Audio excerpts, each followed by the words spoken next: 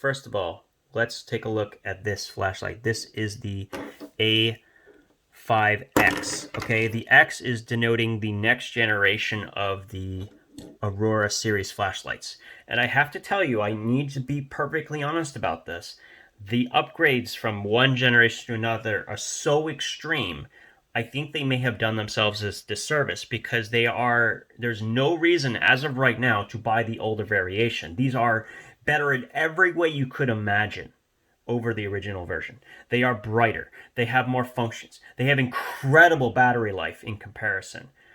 I mean, they even have a better clip. I mean, you name it. And I think the total gains on everything is just about a 3 millimeter additional length.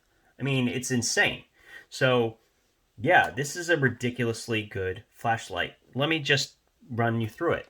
We'll talk about the settings first, and then we'll go through the features. So,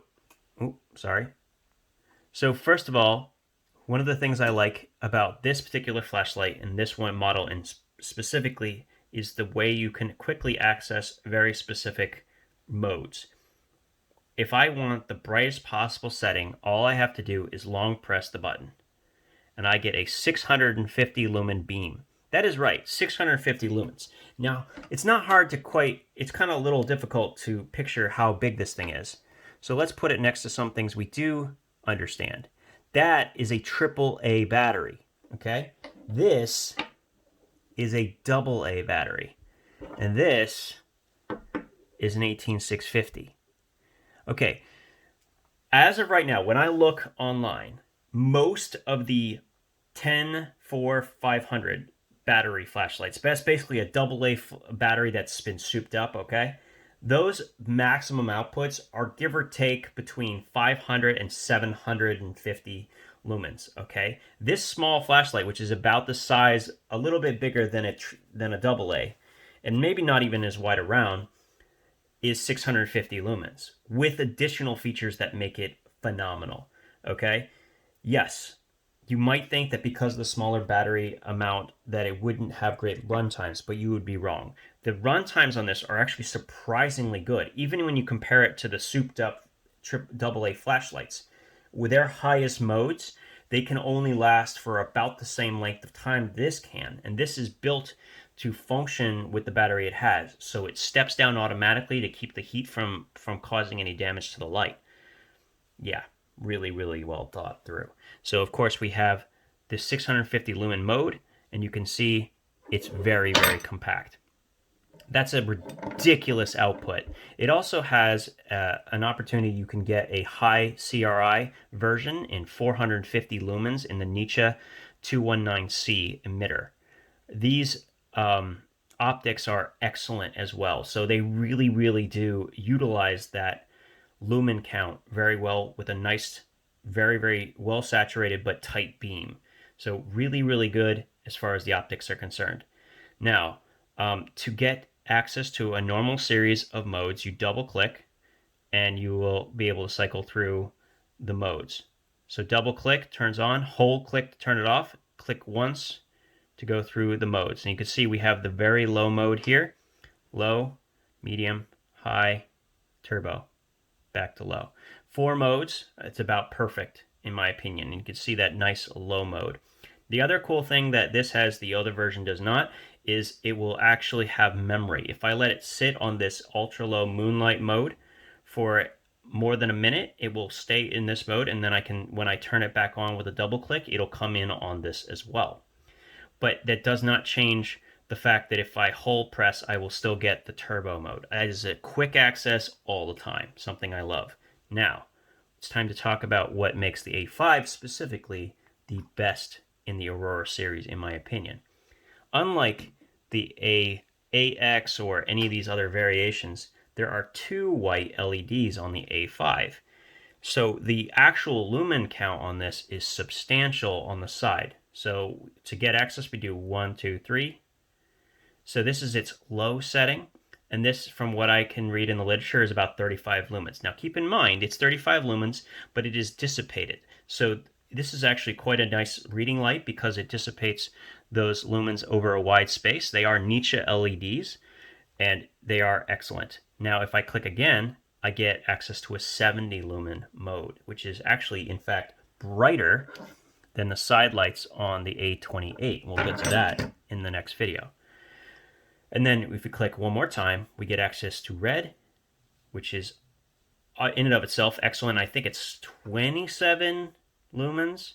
And then, of course, click one more time and you have a nice little strobe. Now, I've actually used this while my daughter was out trick-or-treating to help keep track of her. I put it on her like a necklace on her back so I could actually see where she was located in the mix of kids. It actually was very, very helpful. Something to think about.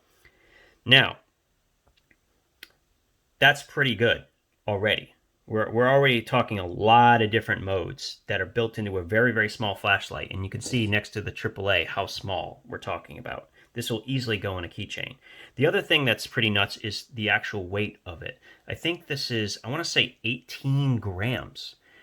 And from what I can tell, this is the brightest, this and I guess the A1X. I guess the A1X would be the lightest flashlight at that lumen count. And it works out to be per gram the most lumens you could ever get in a flashlight as of right now. It's a ridiculous number.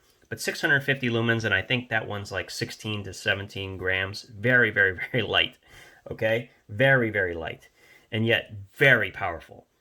The upgrades here over the original also include a much longer runtime with a battery that goes from 170 milliamps up to 330 milliamps. So almost doubling the size of the battery, which is crazy awesome.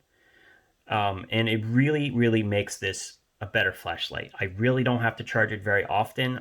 I never really use the turbo mode for anything other than a quick, like looking at something from a distance anyway. So the run times on this are very, very, very good. I don't have the specifics right now, and I don't want to bog this down too much. But in my opinion, there's two downsides, two things that they could improve. I still think it's already better than most flashlights, if not all flashlights in the keychain range. But there are two aspects that I think I would like to see improve. One is the waterproof rating. This is IP56. And because of that, it is not something I feel comfortable, say, getting submerged or, taking into a shower as a necklace pendant or something like that. It's not waterproof enough for me. I would like to see this as an IP68, like the 28 version. I would very much like to see the waterproof rating improved, and that would be a huge jump up, and it's the most important change I want to see. The second one is something that I know they're already working on, because that's what the newer models seem to have, is instead of a micro USB, they're upgrading to the USB-C. I would like to see that with the Aurora series as well. The Aurora series definitely should have that, and I don't know why, but it seems like the USB-C is easier to waterproof. I've seen that a couple of times in other flashlights, and it seems to be an easier deal. I'm not sure why. But definitely, those are the only two features. Even the reversible pocket clip, I'd say, is pretty fantastic and being able to be removed.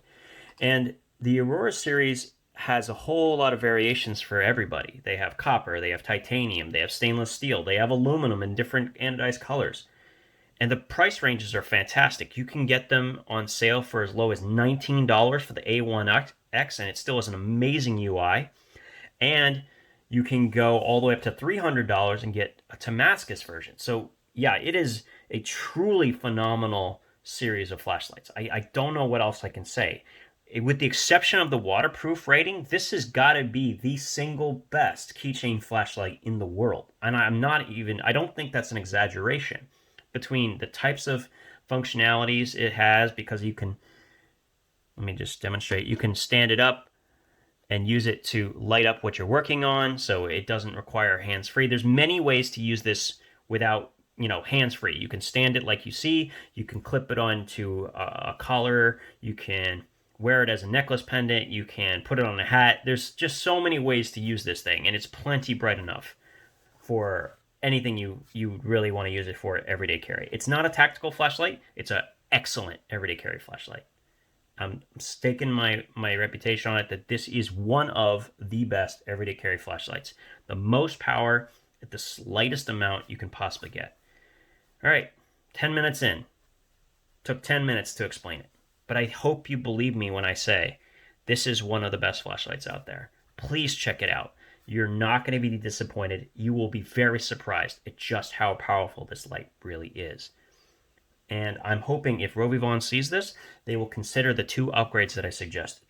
Most importantly being the waterproofing, and then the second of all being the USB-C. And I have a pretty strong confidence that that will happen at some point. But in the meantime, from a functionality standpoint and from a mode standpoint, this is one of the best flashlights you could ever have.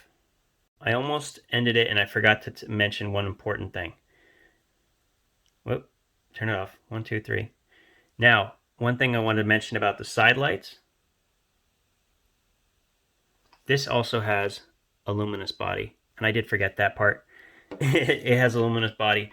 Once again, yet another feature that you can take to the bank as being pretty awesome. And I've actually had it where I was able to find this light on my side table in the pitch black because it does stay lit up for a while. Anyway, that's it.